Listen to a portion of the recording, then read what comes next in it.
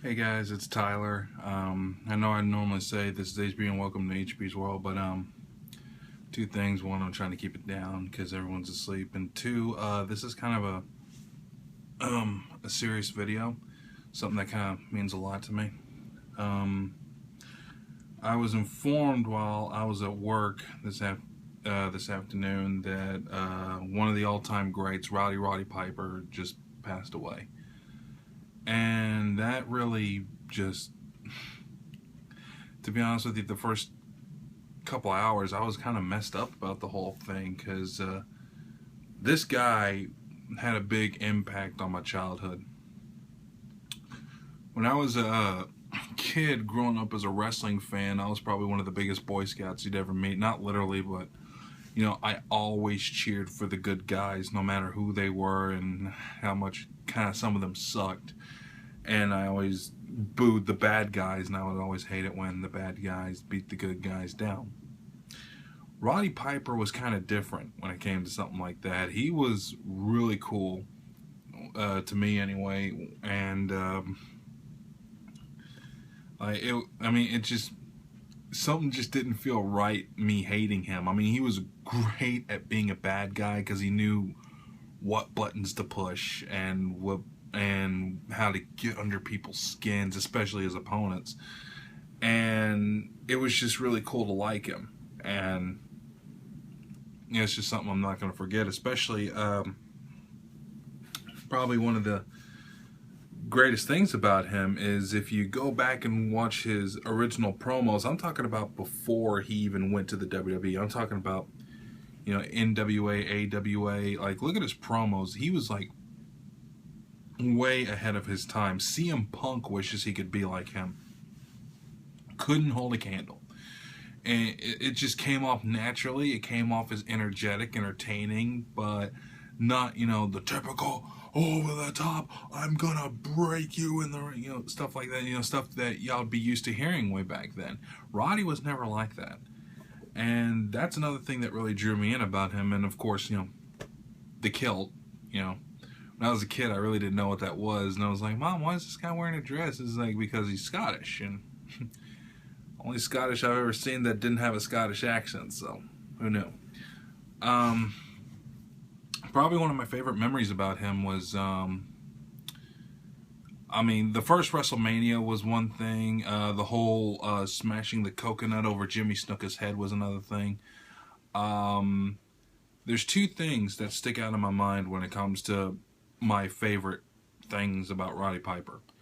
One of them, which is wrestling related, which is his Hollywood backlot brawl at WrestleMania 12 against Goldust. And from what I've been seeing in the documentaries, they were literally beating the shit out of them. Like, they were beating up each other for real. In fact, like, there's a couple of times where you can actually hear those punches actually landing when it comes to Roddy hitting Goldust. In fact, if you don't know what I'm talking about, if any of you wrestling fans have the WWE Network, go watch WrestleMania 12. Go to that match. They go all out on each other. It's really incredible. The other one, the other memory that sticks out in my mind is movie related, which is his performance in my second favorite John Carpenter movie of all time, They Live. Pretty much, he looked like he'd make a great action star, but unfortunately that didn't really pan out for him, and They Live was his only memorable Hollywood role. But regardless of that, it's probably one of the smartest sci-fi movies I've ever seen. Especially when he puts on the glasses. Probably the one thing that kind of blew my mind when I was a kid was when he looks at the money and then he puts on the sunglasses and it says, "This is your God." I thought that was incredible. And speaking of movies, like I said a long time ago, like on my Facebook post, that I watched that crappy movie Pro Wrestlers vs. Zombies. Roddy Piper was actually in the starring role. I've said that he was one of the main reasons that the movie was watchable, because he put on one of the better performances in the movie.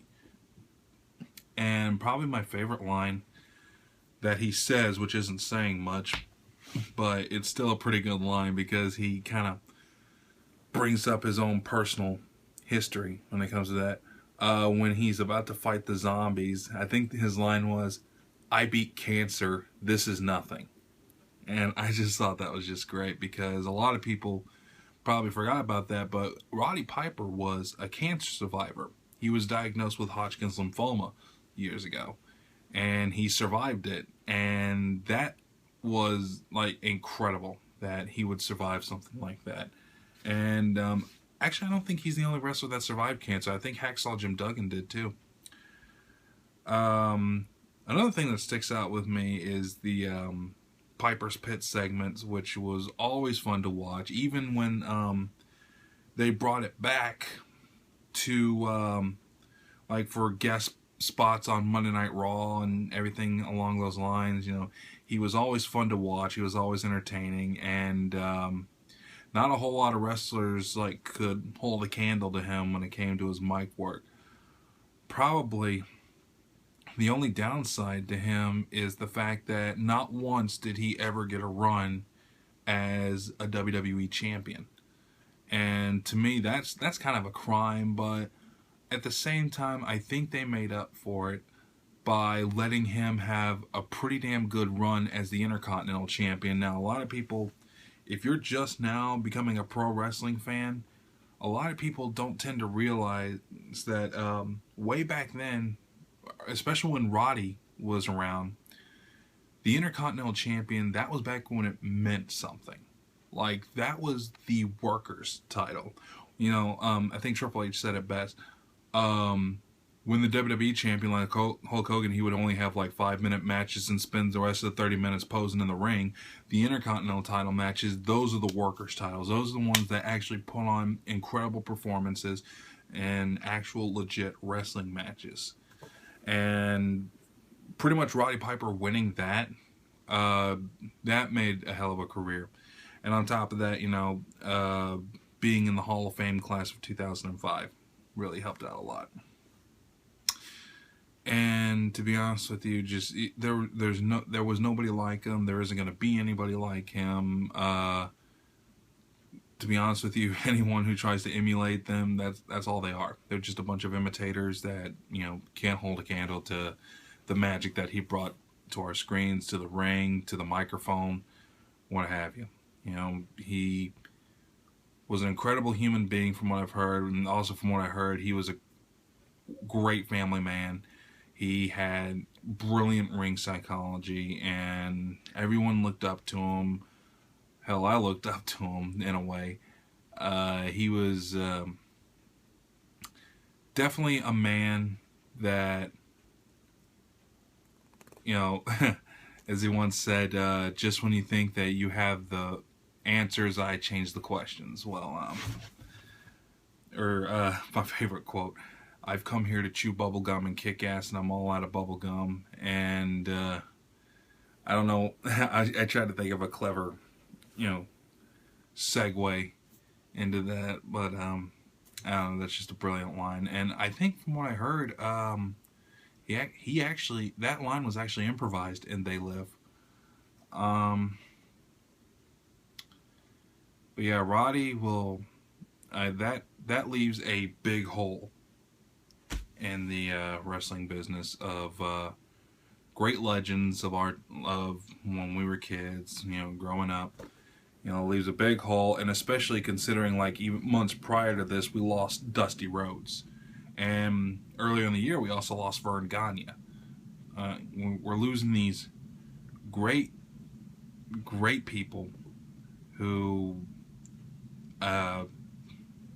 were just brilliant to watch. You know, they sacrificed Lord knows how much to entertain all of us. And I know a lot of us will be nothing but grateful. And Roddy, you are definitely going to be missed.